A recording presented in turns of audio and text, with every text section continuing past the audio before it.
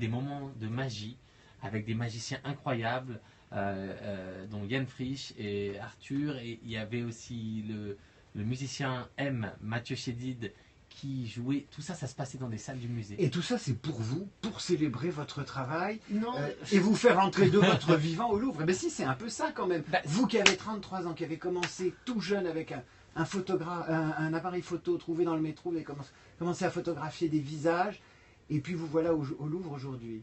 ces 24 heures, c'était pour. Il y avait Arcade Fire, il y a encore 2 soirs comme ça, quand on jouait dans le jardin des Tuileries, tout ça gratuitement.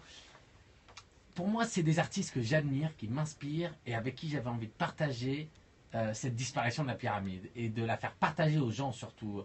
Niels Fram et Olafur Arnalds qui ont joué toute la nuit, Jean Humbert qui s'est levé pour cuisiner pour les gens du concert à 6 heures du matin dans une des salles du musée.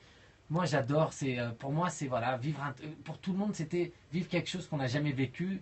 Et ces choses-là, on n'a pas envie de les vivre tout seul. Alors ce qui est intéressant, c'est que vous ne vivez pas tout ça égoïstement, il y a du public autour de vous, vous faites la queue avec les gens pour voir ce qui se passe dans le public qui arrive à cette grande pyramide escamotée, et puis surtout, vous jouez, comme vous l'avez toujours fait depuis des années, avec le regard des gens, les gens vous les aimez, et là vous vous amusez parce que vous leur avez escamoté la pyramide pour mieux faire réapparaître autre chose. Parce qu'on dit il fait disparaître, mais vous faites apparaître quelque chose, j'irais. C'est vrai, je fais réapparaître en quelque sorte la pyramide, on la regarde différemment et en même temps elle disparaît complètement quand on se place d'un point, mais on peut aussi se placer d'autres points. Moi ce que j'aime voir, c'est allez-y, faites laisser vous aller, vous baladez sur la place, vous tournez le dos à la pyramide et vous regardez ce qui se passe. Et il y a un espèce de balai de gens qui se parlent, qui se demandent, qui vont faire la queue à un endroit, puis les autres qui prennent comme des photos de là où ils ont envie, puis ceux qui continuent à faire, vous savez, cette photo, vous la tenez par la pointe. Finalement, moi, tout ça fait partie de l'œuvre. Mais ce qui est assez amusant, JR, c'est que vous préférez regarder les gens regardant votre photo et votre pyramide plutôt que de regarder la pyramide. Ouais, ben en fait, j'ai fait cette installation pour créer de l'interaction. Tout mon travail, depuis le début, que ce soit dans les favelas au Kenya ou ailleurs, c'est de créer l'interaction entre les gens. Et ici, sur la place de la pyramide, c'est assez marrant parce qu'il y a des gens qui arrivent de toute façon des 4 coins du monde, donc il se passe quelque chose. Cette façade JR, elle est en noir et blanc, c'est une image d'archive d'une façade qu'on voit moins aujourd'hui, puisqu'il y a la pyramide devant. Pourquoi c'est une image en noir et blanc et on en parle aussi de cette façade? Le noir et blanc parce que c'est devenu un peu ma signature, mais aussi ça casse, je trouve, avec tous les codes publicitaires et autres qui sont utilisés comme ça un peu partout dans la ville. Et puis, voilà, je pense que ce qui m'a donné cette idée, c'était de voir les gens arriver du bout du monde pour photographier cette pyramide et se mettre dos à la pyramide pour se prendre en selfie devant. Je me suis dit, quand même, c'est dingue, peut-être en la faisant disparaître, en la rendant visible autrement, peut-être les gens tourneront leur appareil pour cette fois-ci la documenter, la photographier et jouer avec l'image. Alors, ça a l'air comme ça magique. On dirait que vous avez mis un coup de baguette magique sur la pyramide du haut. Comment vous travaillez? Vous pouvez délivrer vos trucs, vous êtes photographe et pas magicien. Vous pouvez nous dire comment vous avez fait? Bien sûr, je travaille avec des amis, une équipe. On a réfléchi. Moi d'abord, je ne me serais jamais autorisé à penser quoi que ce soit au Louvre.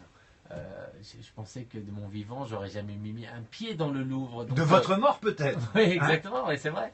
Donc en fait, une fois qu'ils m'ont lancé l'idée, j'ai été me balader, j'ai regardé et c'est quelque part les gens qui m'ont donné l'idée en les regardant et ensuite avec l'équipe on a travaillé sur ça, sur l'anamorphose. J'en avais déjà fait une fois ou deux, mais c'est pas la spécificité de mon travail. Il y a d'autres artistes qui le font incroyablement bien. Mais j'avais envie là d'utiliser cette technique juste le temps d'une petite disparition. Vous avez réussi votre coup, JR. Tout ça, ça s'inscrit quand même dans une suite logique. C'est-à-dire que vous avez commencé en photographiant vos copains graffeurs, en train de graffer, de faire des graffitis sur des murs dans Paris. Vous avez photographié, vous avez pris les photos et vous les avez recollées sur les murs pour rendre honneur, hommage à vos amis et à leur talent. Et finalement, votre signature aujourd'hui, c'est les gens remis dans un espace urbain ou dans leur habitat ou dans leur quartier ou dans leur pays et vous leur rendez une forme de dignité.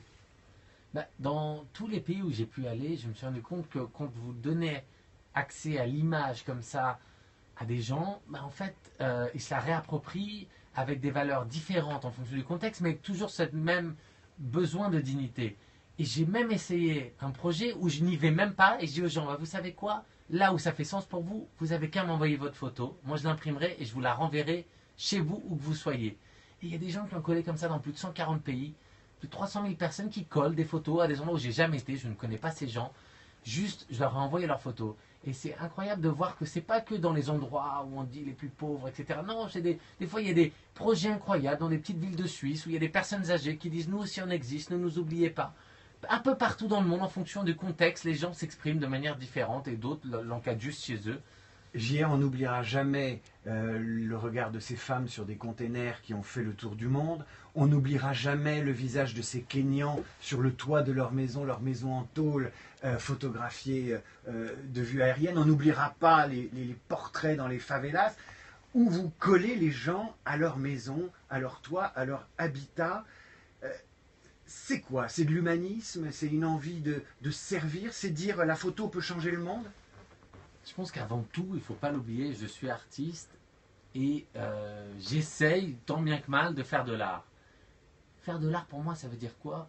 C'est finalement tenter des choses qui peuvent échouer et se donner le droit à l'échec. Donc aller quelque part, aller à l'autre bout du monde, tenter de faire quelque chose avec la grande possibilité que ça ne marche pas parce que c'est un contexte trop compliqué pour X raisons. Et c'était quand la dernière fois que vous êtes planté? Ça arrive? Ben, en fait, c'est quoi se planter pour moi quand je me suis fait arrêter en Turquie et qu'ils ont effacé mes images et que la ville a porté plainte? Finalement, une fois que je l'ai posté sur mon Instagram en mettant avant et après que la police ait repeint, la ville s'est excusée parce que des millions de gens ont repris l'image et ont dit mais attendez, vous pouvez pas enlever ces œuvres, c'est les nôtres.